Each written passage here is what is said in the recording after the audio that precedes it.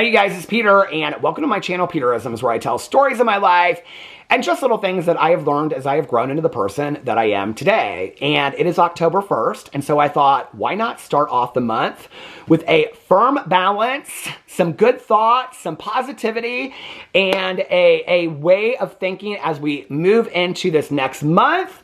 So I brought with me both of the meditation books, and I'm going to make a little rule right now, okay?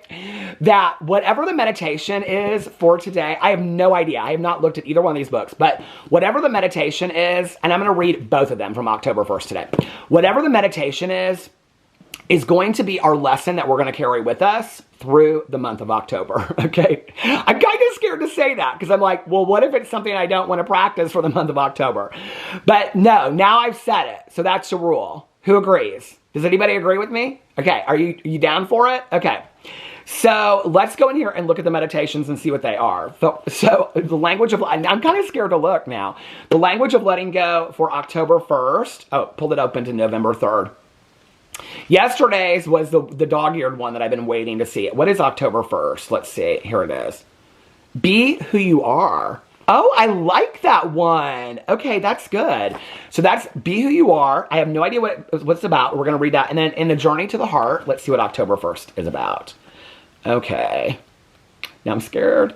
Be Who You Are is a good one for starting the month. Okay. Are you ready, willing, and able? These might be really good ones for going into the month with both of these lessons. Okay. You ready? Let's get into it. All right. October 1st, Be Who You Are. Now, this is our ongoing lesson that we're going to practice for the month of October. In recovery, we are learning a new behavior.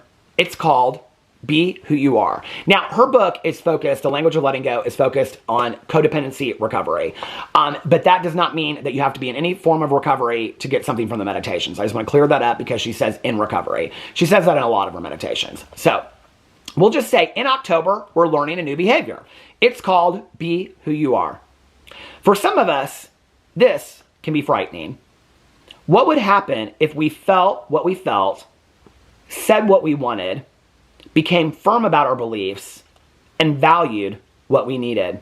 What would happen if we let go of our camouflage of adaptation? What would happen if we owned our power to be ourselves? Would people still like us? Would they go away? Would they become angry? There comes a time when we become willing and ready to take that risk, to continue growing and living with ourselves. We realize we must liberate ourselves. It becomes time to stop allowing ourselves to be so controlled by others and their expectations and be true to ourselves, regardless of the reaction of others. Before long, we begin to understand some people may go away, but the relationship would have ended anyway. So true. I've learned that through the years. Some people stay and love and respect us more for taking the risk of being who you are. We begin to achieve intimacy and relationships that work. We discover that who we are has always been good enough. It is who we were intended to be. Today, I will own my power to be myself. I think that this is a fantastic meditation to remember through the month of October and even further than that.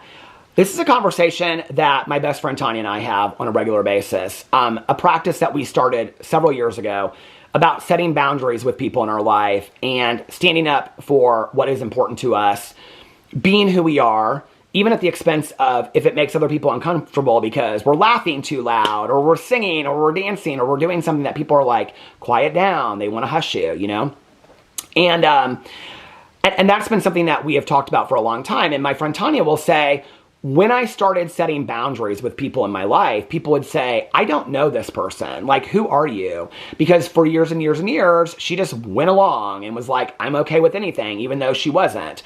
And as soon as she started setting boundaries with people, people would say, like, why are you being a bitch? And she'd say, why is me being who I am and standing up for myself mean that I'm a bitch? And then she inspired me, really, because we had so many talks about it, to really be my full self. You know, I talk about be too much a lot. And being my full self and standing up for what is important to me and standing up for what I believe in. And that doesn't mean that I have to fight with people, but that also doesn't mean that I have to engage with people. That doesn't mean that I have to engage in the fight. I don't have to put more fire on or put more gasoline on the fire. I don't have to get involved in it. I can protect my peace. And I can set boundaries and I can pick who is going to be in my life and who's not. I talk about this over here a lot, that when people allow us into our lives, that's a privilege.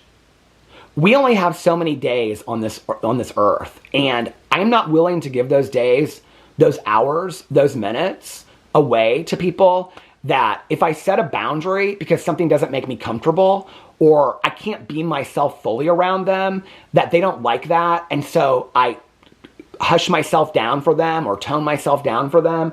I'm not willing to do that. I want to be with people in my life that love me for who I am. And I want to be around people that feel comfortable to be themselves, and I love them for that. And that's how it should be. I don't want to have to quiet myself, my soul, my beliefs, or anything for people in my life, and neither should you.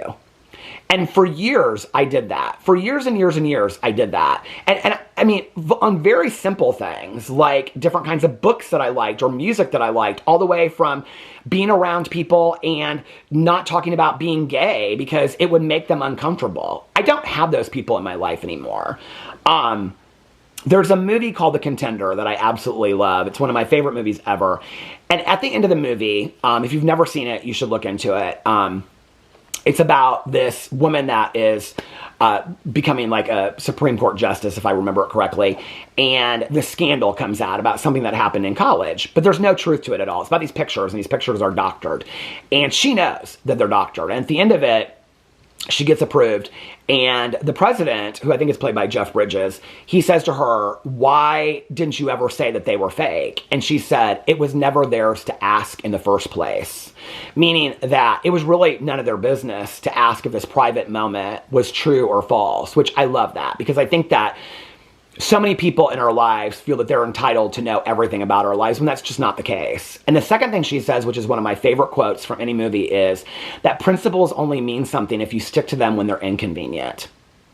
And what that statement means is that inconvenient times are when we stand up for things, and it's not who can be the loudest in a social media post, okay? That's not necessarily that inconvenient.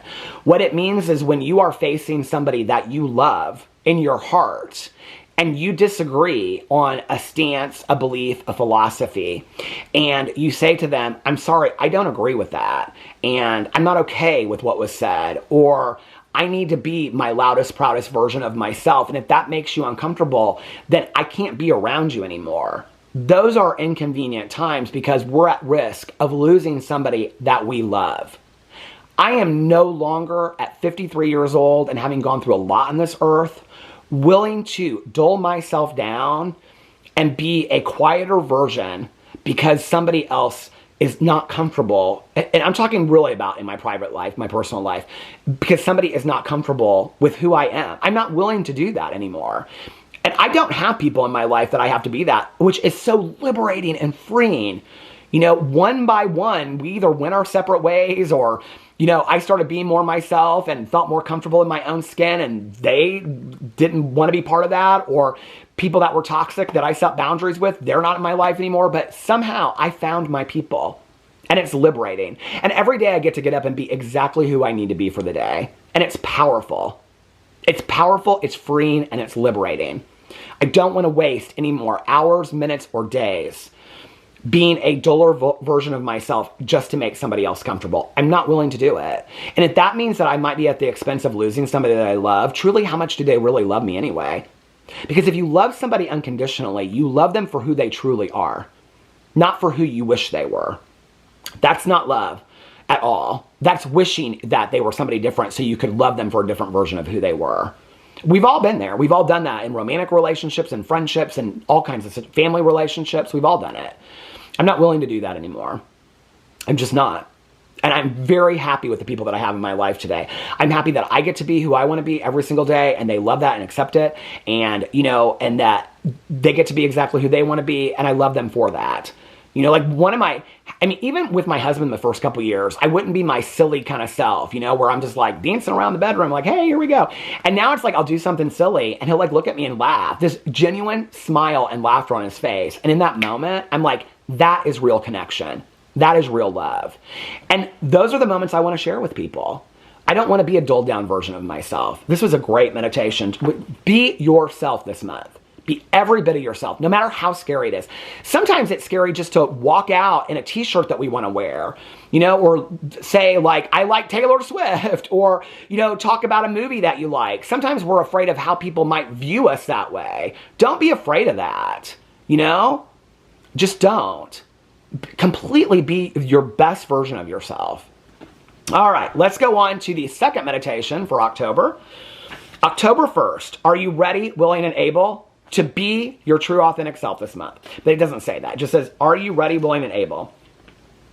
Have you cleared the path? This is from October 1st. Have you cleared the path you want to travel? Are you ready, willing, and able to do whatever it takes to have what you want? Decide what you want. Be as clear as you can be. Say it. Write it.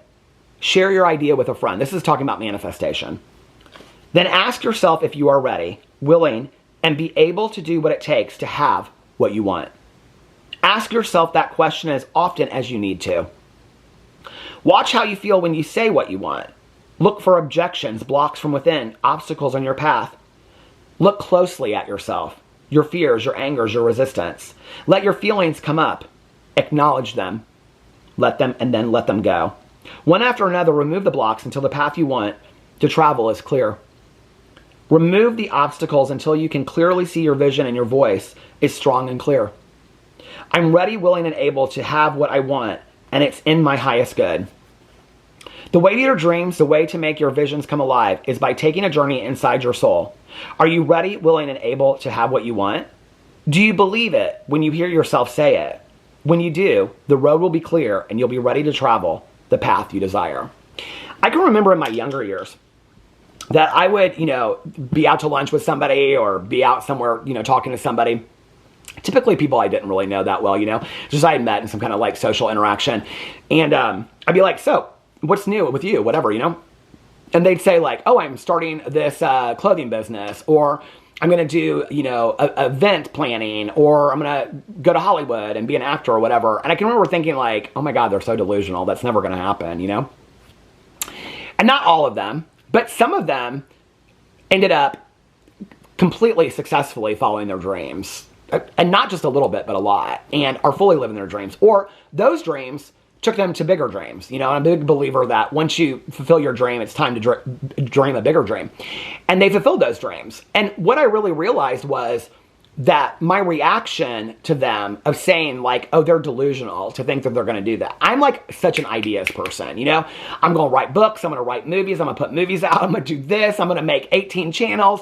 You know, I'm going to do this. I'm going to do that. I mean, like, I'm always an ideas person. If I say this all the time, if I had $1 for every idea I had, I'd be a very rich person. And if I had $1 in debt for every idea that I have that never comes to fruition, I'd be completely in debt. But, you know, but it's an exciting way to live, to come up with new ideas. In my phone, I constantly have books that I'm putting out and blah, blah, blah, putting out that I'm going to write, and I'm outlining them. And even that creative process for me is really, really fun, you know? What I realized over time was that me listening to those people, when they were like firmly in their dream and believed it, and I'm thinking, they're so delusional, that's never going to happen. And it wasn't about whether it did or not. It was that I was afraid to dream. That I was afraid to see myself be successful. I was more used to failure than I was to success. I was more used to me having a dream, and before it even, I put it down on paper, talking myself out of it. That for me, it was easier for me to talk somebody down and say, oh, they're delusional, that's never going to happen, you know? And it was all about me. My response to their dream was all about myself. It was all about, I couldn't do it. I wasn't able to do it. And, you know, in all honesty, you know, it was like years and years and years ago, well, 2014, I wrote a book. Didn't think I could do it. Wrote it in 3.5, 4 weeks. And is it the greatest book in the world? No. You know, is it the highest published book? No. But I'm proud of it. I wrote a book. You know, I put a book together. I wrote it. I remember the night that I finished it, going outside with our little dog, Pee-Pee. And I was like, I looked up at the stars, and I was thinking of my mom when I look up at the stars. And I said, Mom, I wrote a book. You know, and I've stayed sober for 30 years. I've been with my husband for 17 years. Those are big accomplishments. Those are things that if I had said to myself 20 years ago, I'm going to be married to my husband for over 14 years and be with him for over 17 years, I would have been like, if somebody had looked at me and said that, I would have been like, they're delusional. If I would have said to, I'm going to write a book, I'd been like, they're delusional. I was the one stopping myself from dreaming. And typically, when you talk about manifesting things and you talk about vision boards and whatever, it's not about the magazines you clip out and what you put on your poster board. It's not about reading the list every day. It's about, do you really believe it? Like, do you see yourself doing those things? If you don't, it's never going to happen for you except for maybe some lucky chance that comes along. You have to do the work, People that have dreams and just sit in a chair all day long and don't work towards their dreams are not going to happen unless it's some random act that happens. And that is truly, I don't even know if I would even call that luck. I would just call that happenstance. But if you have a dream, you got to work towards it. You got to put action towards it. And the action part of it is really the manifestation of it. I've known a lot of people in my life that had a lot of dreams and have achieved their dreams, but also worked very, very hard at their dreams. They hustled, they worked hard. And if they didn't accomplish their dreams, then they accomplished some dreams along the way, or they found new dreams as they went, because what they realized on that journey was this wasn't where I was supposed to go anyway. Or they accomplished that dream and 10 bigger dreams. And those people back in the day that I used to see as delusional, today I see as inspiring, because what I realize is I was the blockage to my own dream. It wasn't that I really thought they were delusional. It was that I thought I was delusional to dream. So don't let that stop you. And going into this month, pick just one dream. Pick just one dream. Whatever that dream is. You're going to read 5 books this month. You're going to write a book. You're going to write a play. You're going to be an actor. Take an acting class. Do something. Whatever. You're going to go back to school. You're going to take a class. Even if you just look it up online and there's nothing, you've done one step towards that. It's little steps. And even just if we never accomplish those dreams, sometimes those little steps, sometimes just if you say, I want to go back to school, and you just look at the classes that are online and you start reading the synopsises, and maybe the synopsis is you want to go back and get an English degree, but you don't really have the money to go back to class, or you don't really want to do that. And then you look and you're reading through all of them, and one of the classes is like the works of Stephen King. And you go, well, I can do that from home. I'm going to start reading the works of Stephen King. I'm going to start, looking up online, discussion questions, and I'm going to answer mine myself. I'm going to get a friend of mine to do this with me. That's a completely different dream that you've now gone towards. See, so when we start on the road to dreaming, it's not about, well, I'm going to do this, and does it happen? Okay, because that's where I would go with my head. I'm going to write a book. No, you're not. It's never going to happen. Don't even start it. Without even seeing where the journey might take me, When we go on a journey, whether that's towards a dream or we go on a trip, it's like, have you ever taken a trip somewhere and you're like on a road trip or you're going to the airport? I can't even tell you how many times I've like gone to the airport, and in the airport, I'm looking at books. I've just been sharing the story this week, and I'm looking at a book, and then maybe like a month later, I buy that book on Audible, and that book completely changes my outlook on everything. The Impossible Life by Matt Haig, that happened with me. And I think about that book like almost once a week. And it completely changes my outlook on things, right? That if I had never gone into that store and looked at the books on my journey to my dream trip, I wouldn't have had that profound experience when I was back home on my walk listening to the audiobook. So don't miss out along the way. Don't ever stop yourself from dreaming. Don't be the blockage to your dreams. But I had to be aware enough to see that my view of other people's dreams was really my view of my own dreams. Today, when people tell me their dreams, I'm like, baby, you got it. Go, you can do it. Because when other people dream big, it inspires me to dream big. And then I'm like, if they can do it, then I can do it too. And really, at the end of the day, if you dream big and you have all these exciting ideas and none of them are come true, have you ever had such an idea that you get so excited about? It's like if you think about the outfit that you planned the night before you went to school, and you're like, I got to put this hat together, I'm going to wear this t-shirt and this flannel and whatever. And you're so excited about it in that moment, and you're listening to music. You're like, I'm going to wear this outfit to school. You wake up the next day and you're like, I'm not wearing that outfit. I'm too embarrassed to do it, But what if you had worn that outfit? But even if you had or you hadn't, it doesn't take away from how excited you got the night before planning and putting together that outfit. Having the dream, planning the dream, getting excited about the dream, even if it never happens, doesn't take away the excitement from the dream. Don't be the blockage to your own dream life like I was, You can be an armchair traveler and never accomplish any of your dreams and still get excited about a lot of ideas in this world. And maybe that's what we need to go into this month about, is being excited. Just being excited about any new idea that we have, no matter how small or how big it is. Anyway, these are great meditations. Let me know what you think in the comment section below. I love you guys, and I will see you tomorrow. Bye.